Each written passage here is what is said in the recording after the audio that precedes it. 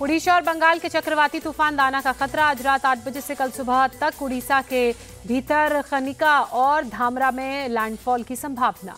मौसम विभाग ने 120 किलोमीटर प्रति घंटे की तेज रफ्तार से हवा चलने की जताई आशंका। दोनों राज्यों में हो सकती है भारी बारिश।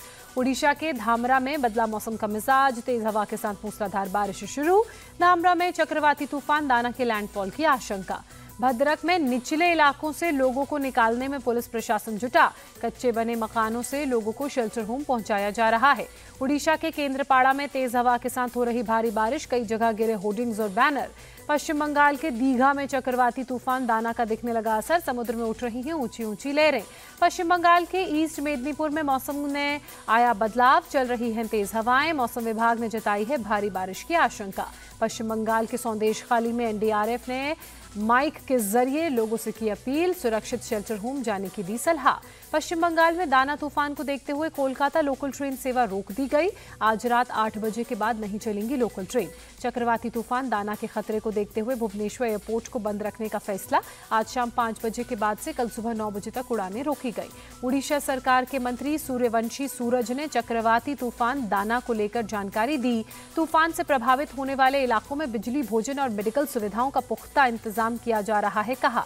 दिल्ली में हवा में प्रदूषण खतरनाक स्तर पर, औसत एयर क्वालिटी इंडेक्स 340 पर पहुंचा। आनंद विहार और जहांगीरपुरी में AQI 400 दर्ज किया गया। दिल्ली में यमुना नदी में आज भी दिखा जहरीला झाग को हटाने की सारी कोशिशें नाकाम। महाविकास अघाड़ी में सीट बंटवारे पर रसाकशी के बीच शिवसेना यूबीटी ने जारी की 65 उम्मीदवारों के नामों की पहली सूची। आदित्य ठाकरे को मुंबई की वर्ली सीट से चुनावी मैदान में उतारा। शिवसेना यूबीटी की लिस्ट जारी होने के बाद संजय राउत ने कहा, अभी लिस्ट में कुछ करेक्शन होने हैं, उद्धव ठाकरे जारी करेंगे अपडेटेड लिस्ट। महाविकास अघाड़ी का सीट बंटवारा फॉर्मूला हुआ फाइनल। तीनों बड़ी पार्टियां 255 सीटों पर लड़ेंगी चुनाव। शिवसेना यूबीटी, कांग्रेस और एनसीपी शरद गुटकी को 85 सीटों पर बनी सहमति। संजय राउत ने कहा, बची हुई 33 सीटों में से 18 सीटें सहयोगी दलों को देंगे। महाविकास अघाड़ी में अभी 15 सीटों पर सहमति नहीं बनी। नाना पटोले ने कहा, 1-2 दिन में सभी सीटों पर फैसला हो जाएगा। महाराष्ट्र के सीएम एकनाथ शिंदे का दिल्ली दौरा। बीजेपी के सीनियर नेताओं के साथ आज सीट शेयरिंग के मुद्दे पर अहम बैठक। महाराष्ट्र के डिप्टी सीएम देवेंद्र फडणवीस और अजीत पवार देर रात दिल्ली पहुंचे। बीजेपी आलाकमान के साथ 106 सीटों पर मंथन होगा। एकनाथ शिंदे ने अपने नामांकन की तारीख बदली, 24 की बजाय अब 28 अक्टूबर को नॉमिनेशन करेंगे फाइल। महाराष्ट्र बीजेपी के 24 कैंडिडेट आज करेंगे नामांकन। सोलापुर साउथ से सुभाष देशमुख भरेंगे पर्चा।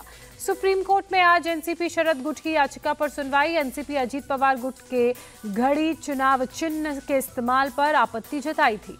उत्तर प्रदेश विधानसभा की 9 सीटों पर उपचुनाव में इंडिया गठबंधन के होंगे संयुक्त उम्मीदवार। सपा प्रमुख अखिलेश यादव ने साइकिल चिन्ह पर सभी के चुनाव लड़ने का ऐलान किया। झारखंड विधानसभा चुनाव के लिए जेएमएम की दूसरी सूची जारी। रांची सीट से चुनाव लड़ेंगी महुआ माझी। राजस्थान उपचुनाव के लिए कांग्रेस ने जारी की लिस्ट। कांग्रेस ने 7 उम्मीदवारों के नाम का ऐलान किया। कांग्रेस ने असम और कर्नाटक में उपचुनाव को लेकर उम्मीदवारों के नाम का ऐलान किया। बेहाली, संदूर और चेन्नापटना के कैंडिडेट्स की लिस्ट जारी। पीएम मोदी देर रात रूस के कजान से वापस दिल्ली लौटे। 16वें ब्रिक्स समिट में दिया वैश्विक शांति का मंत्र। बैठक में राष्ट्रपति शी जिनपिंग से पीएम ने कहा, एलएसी पर सहमति का स्वागत, सीमा पर शांति बनाए रखना हमारी प्राथमिकता। पीएम मोदी ने वैश्विक शांति, स्थिरता और प्रगति के लिए भी भारत और चीन के संबंध को अहम बताया। खुले मन से कंस्ट्रक्टिव बातचीत की उम्मीद जताई। पीएम मोदी ने 16वें ब्रिक्स समिट में नए देशों का स्वागत किया। कहा, भारत युद्ध का नहीं, बातचीत और कूटनीति का समर्थक।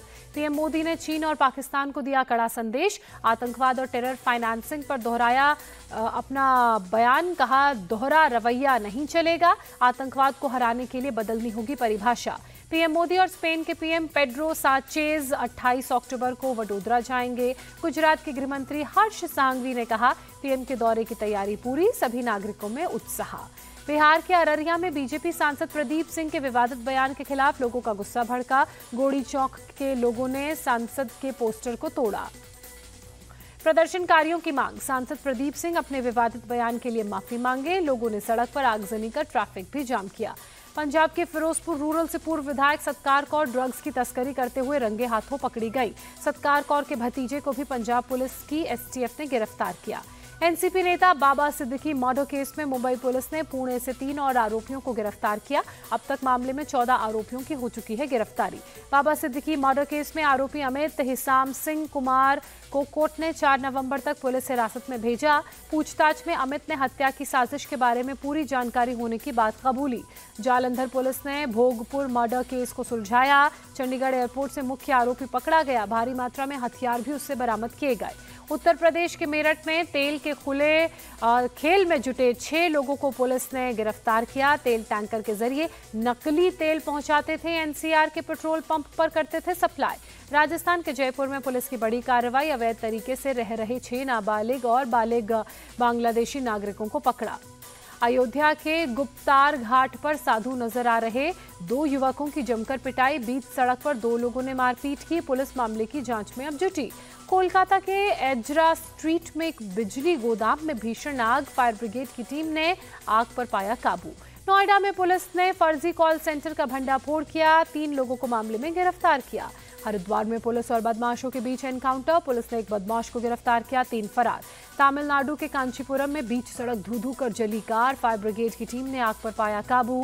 कार हालांकि जलकर खाक। उत्तर प्रदेश के मुरादाबाद में पुलिस ने फ्लैग मार्च किया। त्योहारों को लेकर लोगों से शांति बनाए रखने की अपील की।